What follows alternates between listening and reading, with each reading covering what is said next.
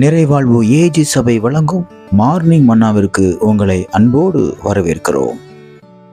கர்த்தருடைய பரிசுத்த நாமம் மகிமைப்படுவதாக. இந்த நாளில் உங்களை சந்திப்பதில் மிகுந்த சந்தோஷம். கண்மான தேவ பிள்ளைகளே, அநேக காரியங்களை குறித்து ரொம்ப பயந்து போயிருக்கீங்களா? எனக்கு அப்படி ஆயிருமோ இப்படி ஆயிருமோன்னு சொல்லி நம்ம ஒரு சின்ன சத்தம் கட்டா கூட பயப்படுவோம். வீட்டுல திடீர்னு ஒரு பொருள் விழுந்துட்டா கூட நம்ம ரொம்ப பயந்து நடுங்கிருவோம். அது ஏதோ நடக்குது, ஏதோ வந்துருச்சு அப்படின்னு சொல்லி.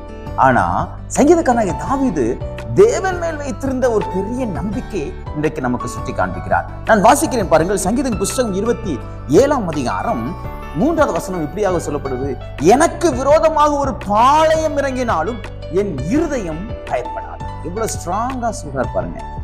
எனக்கு விரோதமா ஒரு பெரிய கூட்டமே வந்தாலும் சரி, 1000 பேர்ல 10,000 பேர் வந்தாலும் சரி, நான் என்ன செய்ய மாட்டேன். என் இருதயத்துக்குள்ள பயமே வராது.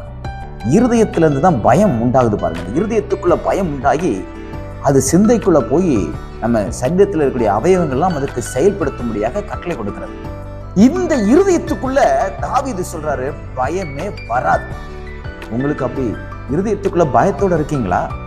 அப்படின்னா உங்ககிட்ட என்ன இல்லை அப்படின்னா, இந்த அதிகாரம் 27ஆம் அதிகாரம் 1வது வசனம் சொல்லப்படும். கர்த்தரே எனக்கு வெளிச்சமும் என் ரட்சிப்புமானவர், யாருக்கு பயப்படுவேன்? உங்க இருதயத்துக்குள்ள பயம் இருக்கு என்றால் நீங்கள் தேவன் உங்களுக்கு வெளிச்சமா இல்லை. அதனால தான் உங்க இருதயத்துக்குள்ள பயம் இருக்குது. ஆகையால் தயவு செய்து சொல்லுகிறேன், கர்த்தர் உங்களுக்கு வெளிச்சமாய் மாறட்டும். தேவன் நிச்சயமாய் உங்களுக்கு அற்புதங்களை செய்வார் என்று விசுவாசிங்க. நான் சொல்லுகிறேன், கர்த்தர் உங்க இருதயத்தில் இருக்கிற எல்லா பயத்தையும் நீக்கி போடுவார். நிச்சயமாய் நடக்கும். தேவன் நமக்கு அவர் வெளிச்சமா இருக்கும் பொழுது நம்ம எதுவுமே அசைக்க முடியாது. அதனால தைரியமா இருங்க. எதையும் குறித்து பயப்படாதீங்க. உங்களுக்கு விரோதமா யார் என்ன செஞ்சாலும் பயப்படாதீங்க. காரணம், அவர் எனக்கு வெளிச்சமா இருக்காரு. அவர் என் பட்சத்துல இருக்கிறாரு.